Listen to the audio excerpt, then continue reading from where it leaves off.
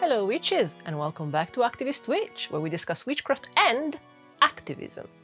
You can call me Isha, my pronouns are she, they.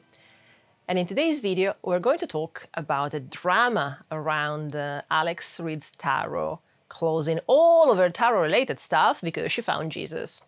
And a few other people that have done that. Doreen Virtue we're going to talk about. And curiously, we're going to talk about Norma McCorvey, whom you might know as Jane Roe of Roe v. Wade fame. So buckle up, Buttercup, because we're going to do some critical thinking. But before we get started, let me remind you that I've opened a Patreon and a Ko-fi, and you can support us making these videos because it do cost time and effort. And if you support us, there's Discord, there's extras, there's audios, there's PDFs, there's lots of stuff.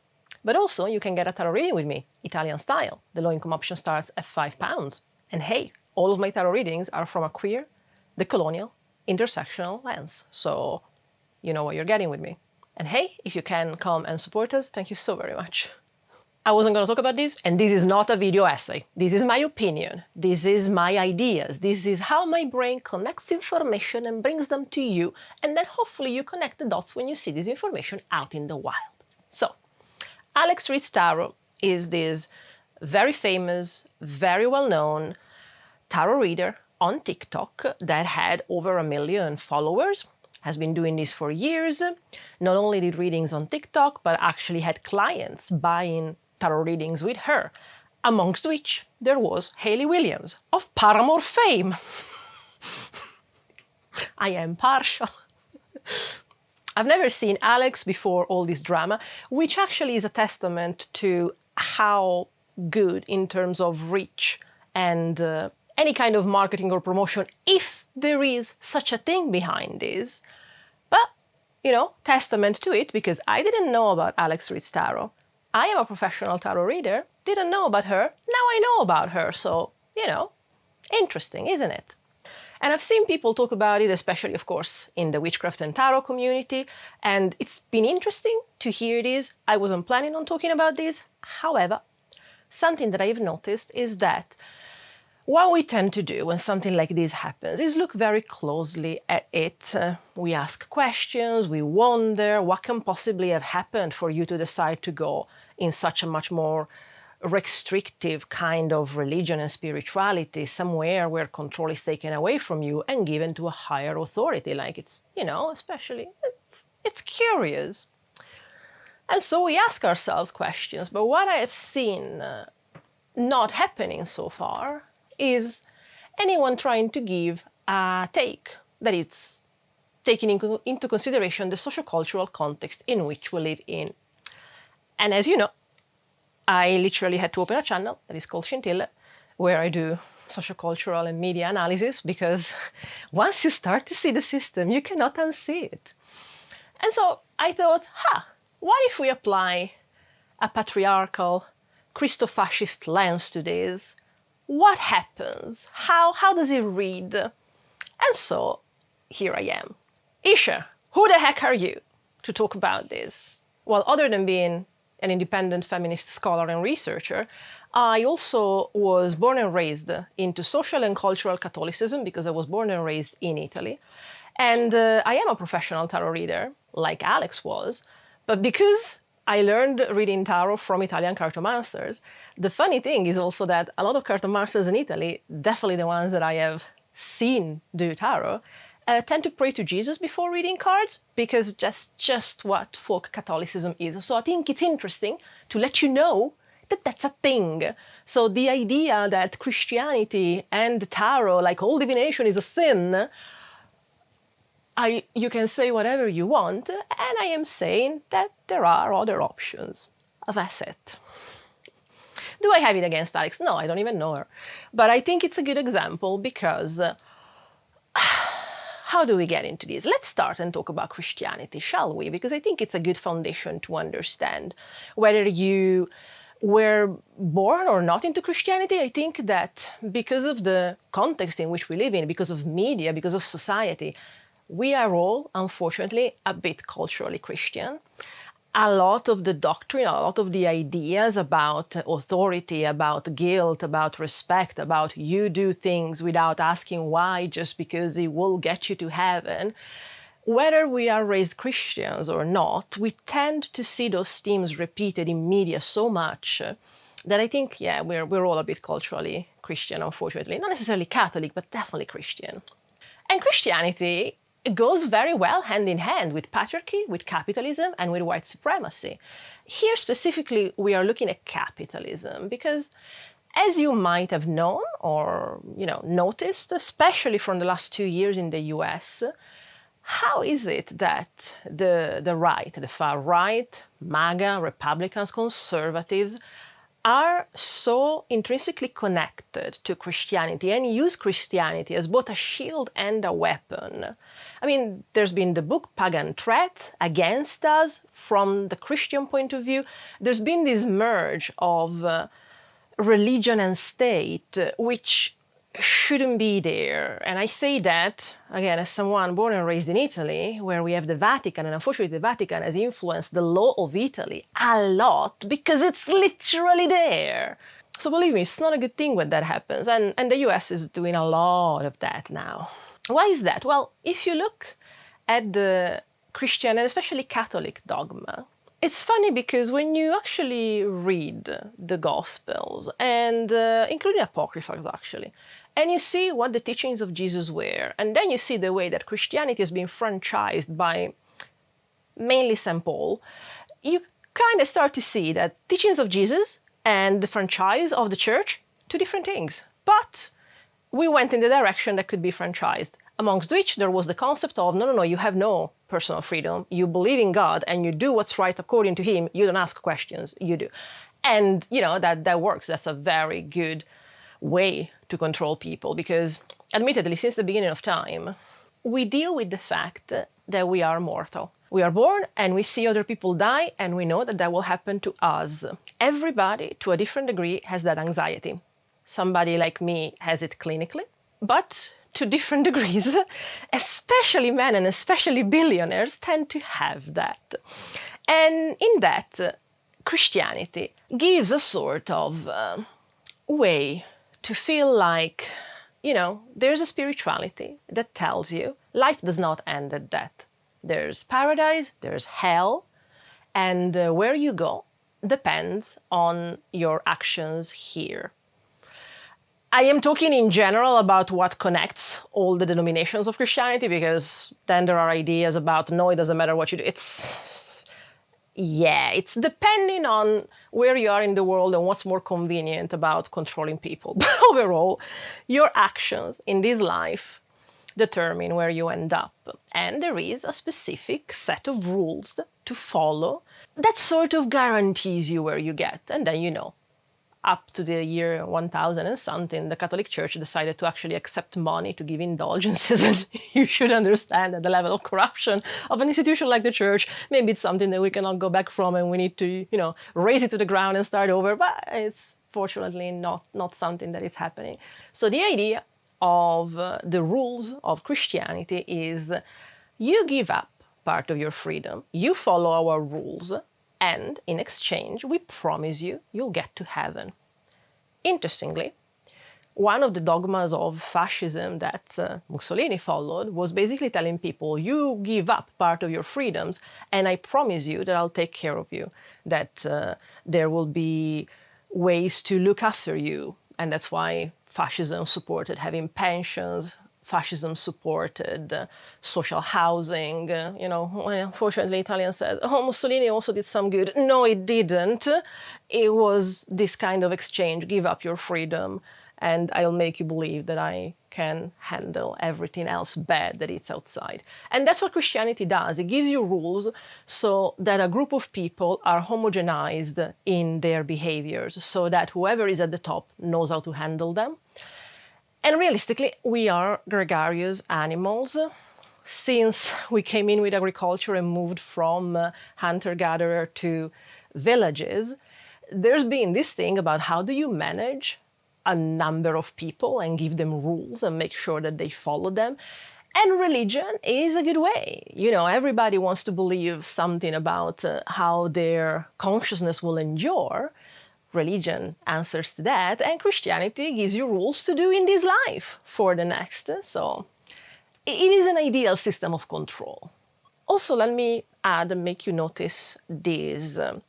When there was the rise of capitalism, and you read Caliban and the Witch, and you know all about it, don't you? If not, I'll link my video essays about it down in the description below. They are on ScintillaPod. Something that happened was moving women that were working, which working class women have always worked. The idea of the rights of work in the 1800s from the suffragettes, that's noble women, that's rich women. No, working class women's always worked. And what happened in this move to capitalism and the need, therefore, to have someone that minds the house and takes care of the reproduction rather than the production was keeping women at home. And so anything that they were doing outside the home as a job was something that needed to be devalued, they needed to be not paid for, they needed to be something that they did in the house. Ironically, the word spinster comes from the fact that spinning and making fabric was a very lucrative profession that was mainly for women. And so women could support themselves without a husband by spinning thread. And if you're wondering why this word has a bad connotation, when it was actually the profession that allowed women to be independent, well, it's exactly because of that. Patriarchy does not want women to be independent, because otherwise they don't marry men and they don't make children. So it's interesting that part of this Christian conversion also meant that in her public-facing role, Alex is no longer a professional tarot reading and making money out of her own trade. But if anything, she has now opened, I think, a TikTok where she just talks about how great it is to be Christian, which I think when you look at the pattern, yeah, it makes complete sense, and we'll get there in a second when we look at other case studies. But I kind of see why Christianity is a great system of control when you have systems of power and oppression like patriarchy, capitalism, and white supremacy that collude and need to control people. Religion is a very good way to do that, because first, you put the eternal life of someone on the line if they believe in that. And on the other side, along with that, there's the behavior that they have now. So it's, as someone that was born and raised in it, it is a very good way to, at the very least, force people to be very, very mindful about what their public-facing persona is. Because also, if you wonder why there are so many femicides in Italy, why adultery is so prominent, why there are people like, I think, Andrea Bocelli, who is openly living with his second or third mistress, but refuses to divorce his first wife, basically preventing her from actually finding a man that could love her because he's Catholic, and so we do not divorce. So it's this kind of hypocrisy that then comes to play. On the other hand, when you do tarot or anything expanded from tarot that might go under the umbrella of witchcraft or paganism in general, this kind of hierarchy, men at the top have the power of the god, and you are just a supplicant that has to follow the rules given by, priests. No, paganism is not quite like that. Which is probably why I don't like people that go by high priest and priestess in paganism. To be the opposite of something as oppressive as an Abrahamic religion, you need to actually do the opposite. And so if those are hierarchies, you need a circular movement. Indigenous movements used to be circular and so horizontal. So that's probably why I don't like those terms, but that's me anyway.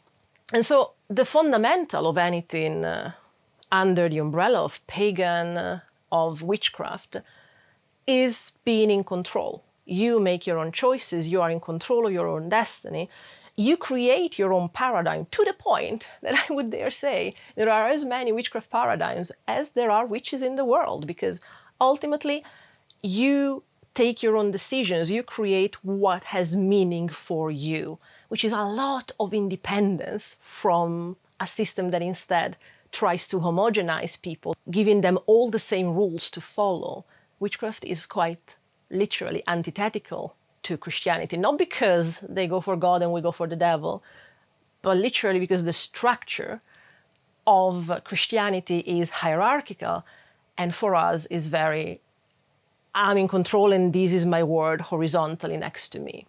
Which is not to say that witchcraft is completely incompatible with Christian beliefs. There are Christian witches, to my disbelief. Yeah, I know. Like, as I said, the cartomancers were saying a prayer to Jesus before pulling cards. Like, I don't question that.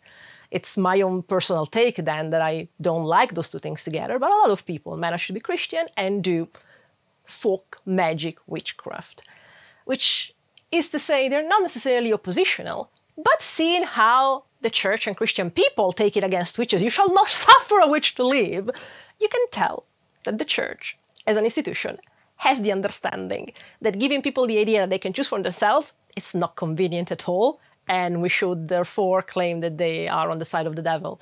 Because if people get ideas of their own, not under the rules, we basically get rebellions, we get uprisings.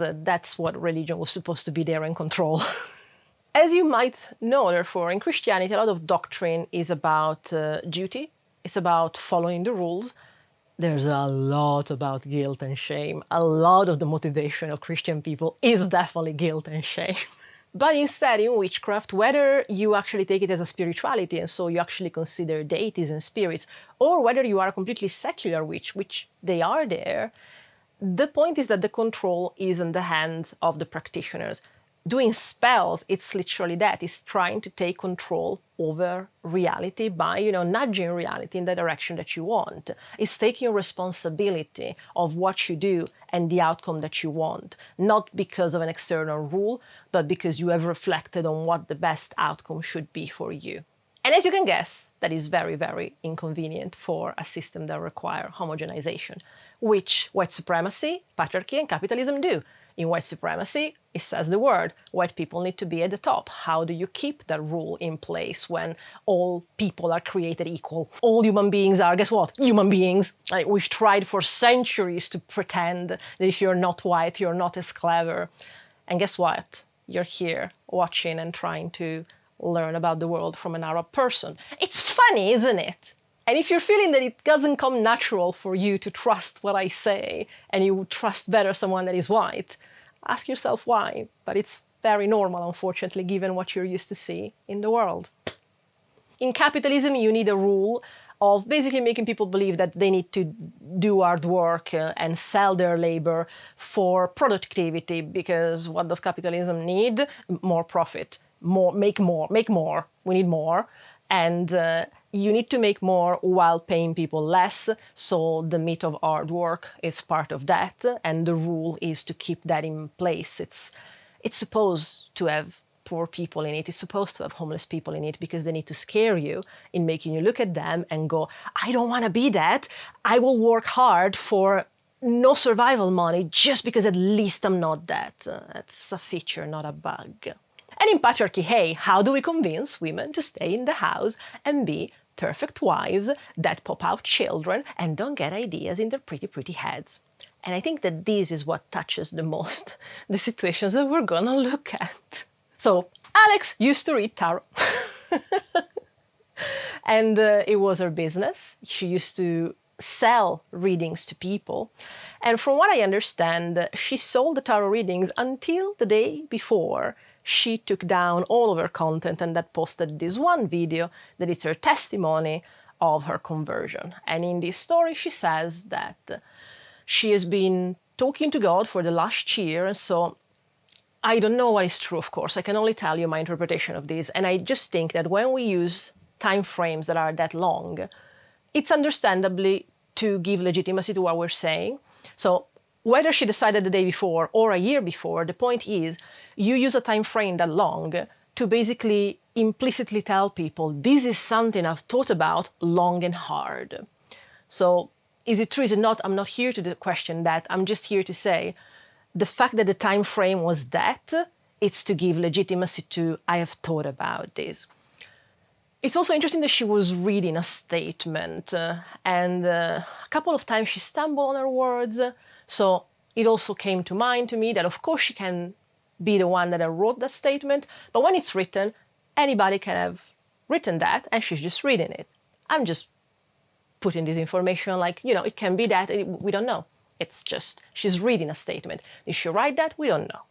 And something that actually is what started this, and that's why you're here talking with me, is that Kellyanne Maddox has done a very great video reacting to the testimony of Alex. And what started to make my gears go a-running was that when we were talking about the 1-year time frame, Kellyanne rightfully mentioned, tarot is my livelihood. I completely understand why she might have taken a year to think over this, because this was Alex's income, Alex's livelihood. So you think long and hard about what you're going to do if that's your paycheck, if your money, if your livelihood comes from your tarot readings.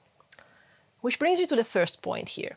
Alex has closed her channel, has closed her TikTok, all the content has been taken down, and regardless of belief or call, her livelihood stopped literally on the day that she posted this video, because, as I mentioned, I read here and there, people are saying that until the day before this testimony was uploaded, people could still book and pay tarot readings with her. So, regardless of call, regardless of belief, Alex has knowingly lost her livelihood, her income, and presumably she still has expenses for her rent, food, and bills. I don't know, maybe she owns her house, but still food and bills, So there's still money that she needs to make to survive. And closing that, she has knowingly chosen overnight, because until the day before she was getting paid for that, and the day after she wasn't, overnight she has lost the way that she was surviving economically.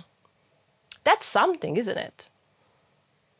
I would dare say that when people do such changes in their life, I hope that they have a parachute. I hope that they have a safety net. I hope that they have something in place, because, God provides, but it's a calculation that you have to do. And I'm not here to discuss how morally and ethically correct it was if until the day before she was taking payment for tarot, even though she basically said that for a year she didn't believe in tarot because for a year she's been thinking of this. I think it's interesting to think about that. It's a bit incongruent, a bit of a conflictual statement. You don't believe in it and you want to leave it behind, but it was her livelihood, so she was still doing it. And then from a day to the other, she just decided that she needed to stop, affecting her own ability to survive, to make money, to have an income. Keep that in mind for a second. Fly, I'ma eat you. Beelzeisha. You know what's another very big figure in the pagan New Age community that has done a 360 like that? Doreen Virtue. You might know Doreen Virtue from the fact that she's probably the most prolific author of oracle decks, angel cards in the US. She started in '95. She was on Oprah. She was at some point the best-selling author in cards, in oracle cards. And it's interesting because a lot of her stuff was also, had a lot of Christological echoes anyway. But in 2017, she has a Road to Damascus moment. And no, actually, I was completely fooled by this. This is not what it is. She becomes a born-again Christian. And she denies everything that she's done. She goes completely in the opposite direction, to the point that she asks her publisher, Hay House, to remove her name from the card decks that she has helped produce. I don't know, it's not clear if, even if her name is removed, she's still getting royalties from the sales of these decks or not. But if you know, let me know in the comments. But the interesting part is that she writes a book that is called Deceived No More, How Finding Jesus and Following His Word basically saved me from the New Age crap. And nowadays, it's reasonable to believe and interpret from the content that she makes, because she makes content, that she is a far-right Christian whose main form of employment is actually to be a guest in far-right Christo-fascist podcasts, where she denounces the occult, practices even yoga. And, those kind of grifty things pay very, very well. What was the one? InfoWars, that now has been bought by The Onion, which I think it's poetic. But that kind of thing, being a guest in those things, pays you a lot. And it's reasonable to believe that that's how Doreen sustains herself now. And now, I would like to bring you another example and tell you a story and see if it resonates. What do Doreen and Alex have in common with Norma McCorvey, also known as Jane Roe of Roe v. Wade? Norma McCorvey was the plaintiff in Roe v. Wade. She was a woman in Texas in the late 60s who was pregnant with her third child and wanted to access an abortion because she did not have the means to support her third child. In Texas, abortion was illegal, and so she wasn't able to. She had to actually give birth to this child because the process and the legal case went on until 1973, when the verdict of Roe v. Wade was passed.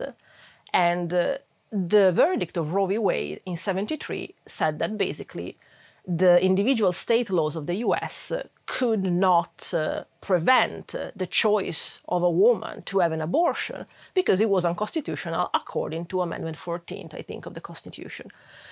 And that was the legal base upon which women in the US could have an abortion for 49 years until Roe v. Wade was overturned in 2022. Because at that point there was a majority conservative Supreme Court that decided to go back and reverse it, because when the Democrats were in power, decided to never put it into law. What you might not know is that the Christian lobbies and organizations like the Heritage Foundation, which is behind Project 2025, and the sponsor and supporter and advisor, basically, of the things that Trump has put in place and Reagan has put in place. They have a lot of wealth. Billionaires see their interests protected by, again, rigid dogmatic systems like Christianity. So there is a lot of money in the conservative right and in Christianity. Also keep in mind, all denominations of Christianity, as long as it's a church, they don't pay taxes in most countries in the world. So there's a lot of money that is being accumulated and wealth that is being accrued throughout the centuries, okay? In the 70s, Norma McCorvey gets approached and paid an undisclosed sum to become the poster child of anti-abortion, to say that that was the greatest mistake of her life, to be part of Roe v. Wade, and she will spend the entirety of her life trying to undo the case that made abortion legal in the US. She first became an evangelical. In later life, she even went Catholic, spending the rest of her life fighting the case that guaranteed safety and access to abortion in the US, that carried her name because Jane Roe was the anonymized way in which the case could be brought against the district attorney that was Wade. In 2017, Norma McCorvey has a degenerative disease, I think, and she's about to die, and she knows that she's about to die. And a documentary is filmed called AKA Jane Roe. And in this documentary, it's the first time that she admits, oh, the anti-abortion case was never something I believed in, but they paid me, and I was poor, and I needed the money. And as long as they paid me and they guaranteed me a dignity of life because I was paid so much money, I said what they wanted me to say. Well, I think it was a mutual thing. I took their money and they put me out in front of the cameras and told me what to say, and that's what I'd say. Give me an example of what you'd say. We've gathered here today to pay homage to the children that are being aborted in this abortuary. We're doing this because abortion is wrong. And I, as the former Jane Roe of Roe versus Wade, do regret signing the affidavit for the pro-abortion camps. That was probably about it. It was all an act? Yeah. I did it well, too. And I wondered, is she playing us? What I didn't have the guts to say was, because I know damn well we're playing her. What we did with Norma was highly unethical.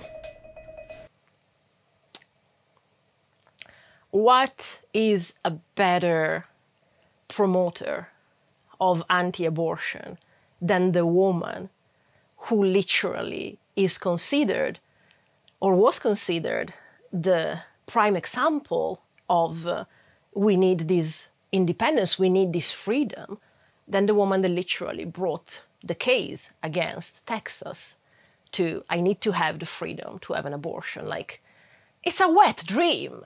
The person that has started this does a 360 and tells you, actually, I completely disagree with what I've done. I wouldn't do it again. And therefore, anybody that can access an abortion through Roe v. Wade, literally as Jane Roe telling them, oh, I would have, if actually I realized, I would have never done it. I don't think you should do it. I actually changed my mind.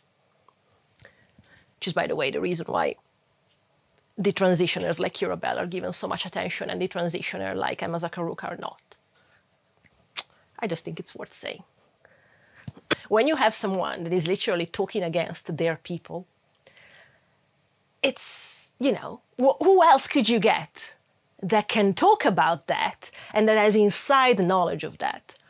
Look at Doreen Virtue. When she's invited in Christian podcasts, who better to know the New Age and pagan community, because she's been a head figure in it for so long? Who better would know what happens there? And therefore, if she talks shit about that, she must know what she's talking about. It's, come on, it makes complete sense. There is the legitimacy that comes with the idea that, oh, you were part of this, and now you've recognized its wrongs, and you will tell everyone. But most importantly, you will tell the audience that has followed you. And this is why I think there's two categories of ex-witches turned Christian. And most of the people that I think even Kellyanne comments on her Christian witches, ex-witches Christian now series, I think most of those people do it for the short span attention. But I think that when it happens to very popular figures, like Doreen Virtue, like Jane Roe, maybe like Alex. When somebody that is already so famous and important has such a change of heart, this happens. They have such an established position that a lot of people that don't have anything to do with Christianity, that are an audience that is untapped by Christianity, are already following them. Alex had 1 million followers. Doreen Virtue had I don't know how many million customers. But basically, these are people that reach an audience that Christianity would not, because why would you care about Christianity if you were into tarot or if you were into oracle cards? Or on the other hand, why would you care about Christianity and anti-abortion if you're one of the women that tried to promote Roe v. Wade into law, or try to promote the Gender Equality Act in America, which was not ratified, by the way. If you think about this in terms of marketing, it's an untapped marketing that you don't know how to reach. And when these people suddenly convert, there are millions of people that used to follow them, that used to have a relationship with them or parasocial relationship, that at the very least, in such big numbers, there's going to be someone that, one, goes to follow them to the new things that they do, and two, might have to question and wonder for a second if this person that I looked up to has reviewed their beliefs completely. Maybe it's worth looking into. What's my point? My point is that I think these kind of events are incredible marketing and PR events for Christianity. I don't think it gets better than that.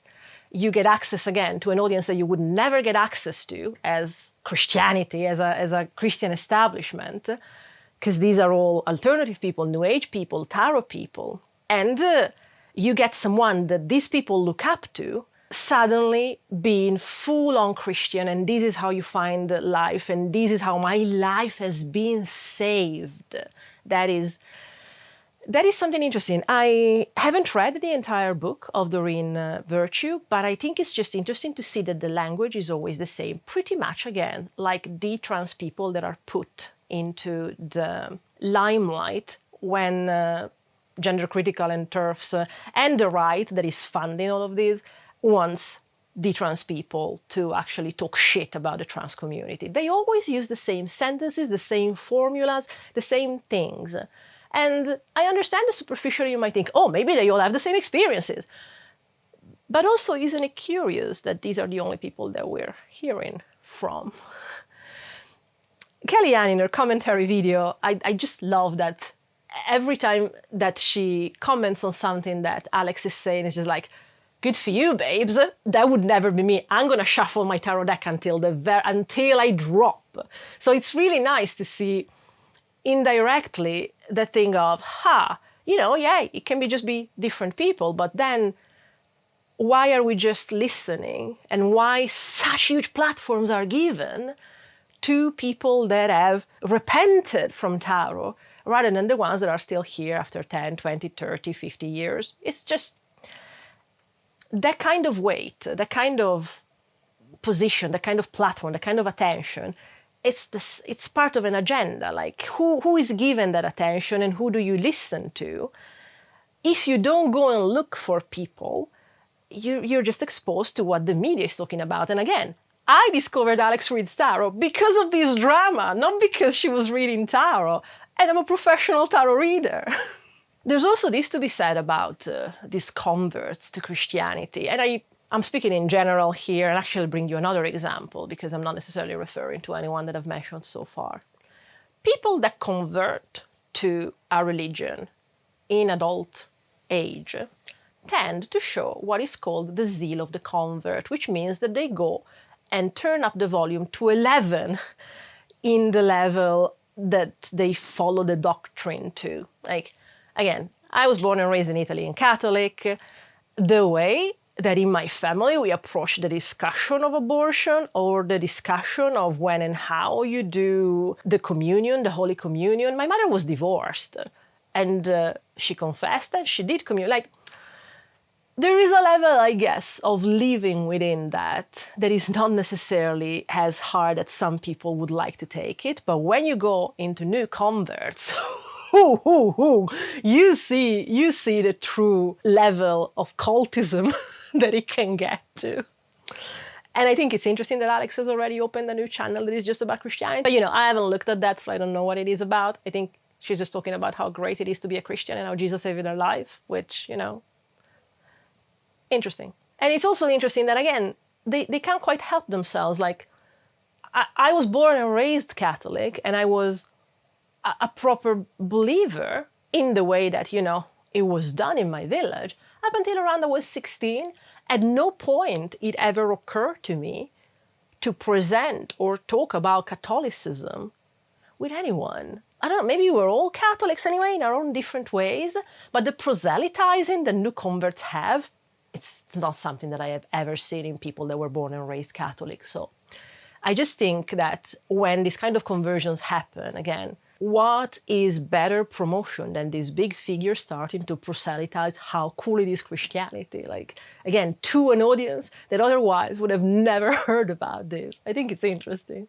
And I think that this may be the occasion to also vaguely mention that Christianity and all the money and the wealth behind it and funneled into organizations and lobbies like the Heritage Foundation have also proven an incredible kind of refuge for people who have done horrible things and that need the protection. Russel Brand comes to mind. If you don't know Russel Brand, he's a Christo-fascist podcaster and YouTuber now who used to be a TV personality here in the UK. In 2023, after a decade, I think, of investigative journalism, there was a documentary out called Dispatches, and it's a series here in the UK.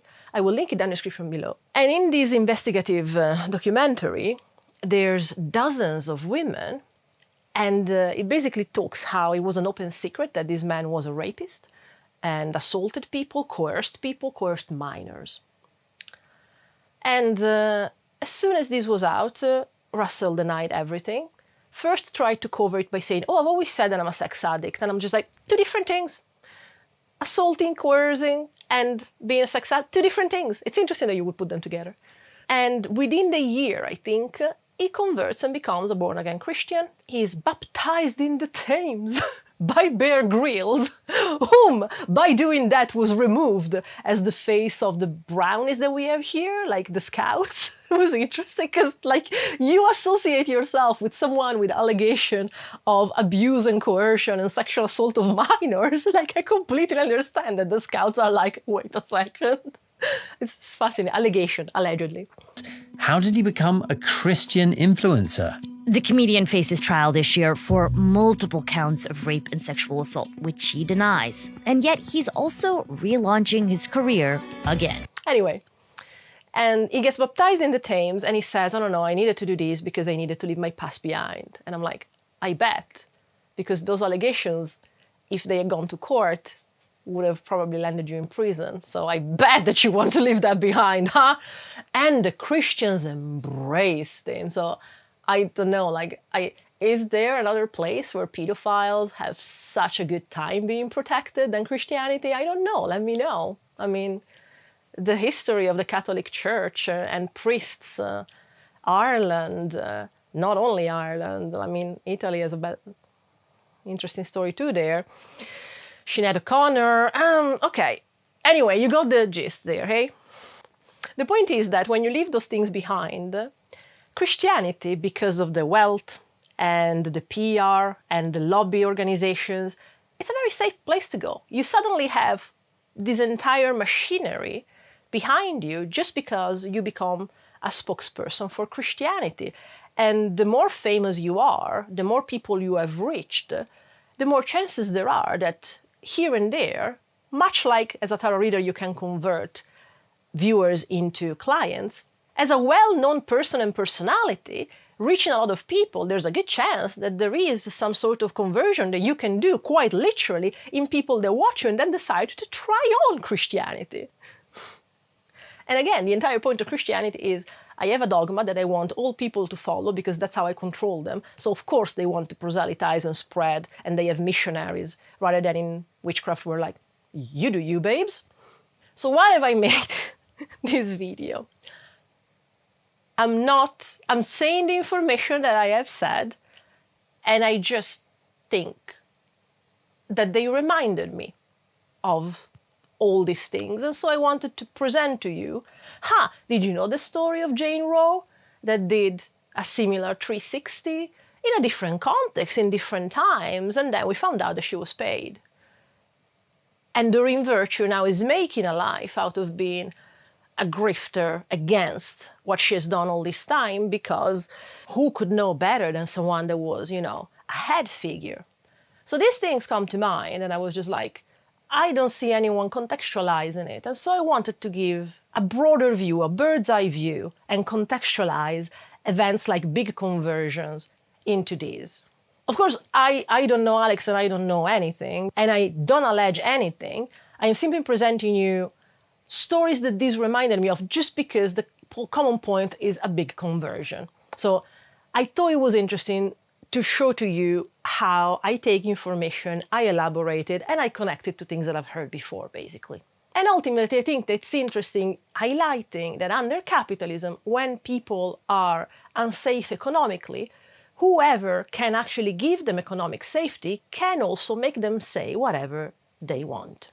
And on top of that, I don't think that that just happens with poor people. I think that that happens with a lot of people because people are greedy, and anything that is more safety will be more enticing. And arguably, having something behind that has the power and the money of Christianity is definitely safer than volatile sales of oracle cards, and it's definitely safer than being a content creator on TikTok or YouTube. And I just think that it's worth putting these into context to consider things. And until the next video, I really do hope that we can hex the white supremacist capitalist patriarchy together, because there's need for it.